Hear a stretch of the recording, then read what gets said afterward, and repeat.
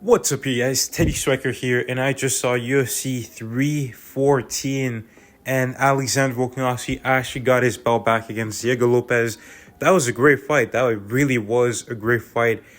And to be honest, I thought Volk was gonna win, but I was surprised at how good he actually looked in there. He was rocking Diego Lopez on several occasions early on in the fight. I feel like he made a point to get Diego Lopez to respect his power and respect him. And, it's a great way to keep your opponent at a good distance by blasting him with some good hard shots.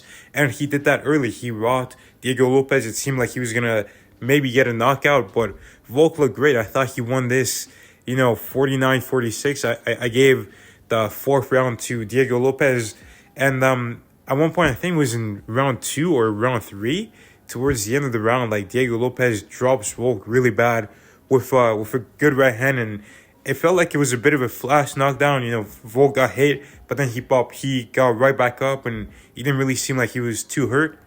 And then he just kept using that beautiful jab, and his footwork was unbelievable tonight. He was moving really, really well, and his leg kicks were there too. And his defense was on point too. Like, whenever they would come in close to exchange, like Volk was exchanging quite a bit, but he had a really, really good defense. It seemed like his chin was holding up because Diego Lopez was throwing some heat in those punches. And it's great to see Volk back. Volk is back. He finally got the belt back. And, everyone was saying the thing about the 35-year-old thing, which made no sense because one day they're like, oh, no champion, from 170 below has ever won the belt over 35. But Tyron Woodley did that. And then Bilal Muhammad just recently did that. But then they changed it and said, oh, well, no one from lightweight downwards has ever done that. But now that narrative is completely blown out the water, and that doesn't even matter. Volk just broke that. It doesn't, records are meant to be broken. Yes, there are some stats and everything, but at the end of the day, it's about how good that fighter is, and we can't use those stats to base off our predictions for fights.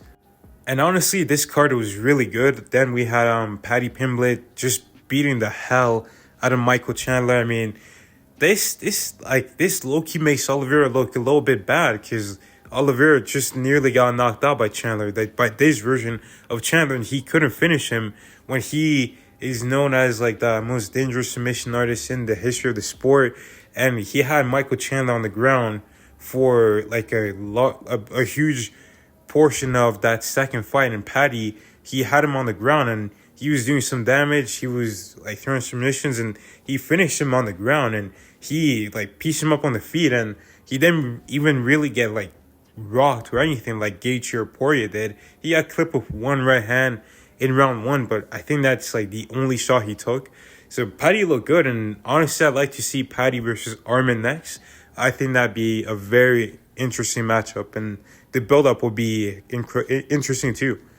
Yair Rodriguez also beat Patricio Pitbull, and that was a bit expected. Yair is a really long striker. He's got incredible kicks, and he had a huge size advantage over Pitbull, and he did what he was meant to do. And I feel like now him versus Diego Lopez should be the next fight up. I don't think he should get a title shot. I mean, let's just stop the nonsense. Give it to Movsar. We don't want to see Volk versus, Yair too, when Yair is on a 1-fight win streak. Movsar clearly deserves to be the next guy fighting for the title. And, Yair, he still got some work to do. He got finished by Brian Ortega and Volk back-to-back. He just broke that, so we can't have him in another title fight. Also, John Silva just bullied Bryce Mitchell the whole time. I mean, he was talking trash to him. He was not even looking at him sometimes, and still defending strikes. And he looked good on the ground. He was defending well. He was hurting Bryce on the feet, and then he had that submission. And honestly, I think you can do him versus Arnold Allen next, so that we can get John Silva up there, and maybe he can fight Volk maybe towards the start of next year. And then to start off the card, we had Dominic Reyes knocking out Nikita Krylov. That was literally how Conor McGregor knocked out Jose Aldo with that step back counter, where he even parried the right hand with his right hand, and then he landed the left straight as Nikita Krylov was throwing the left hook just like Jose Aldo. It was nearly identical. It was crazy. And now, I mean, you could do Dominic Reyes versus maybe the Jan Blachowicz rematch at this point. Jan Blachowicz just lost a close decision.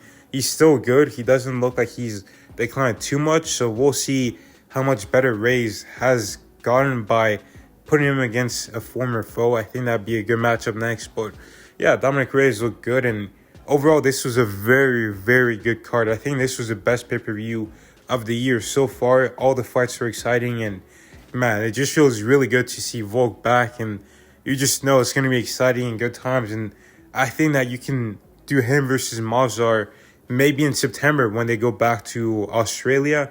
And who knows, maybe he can get another one in December. But I'm just glad to see Volk win.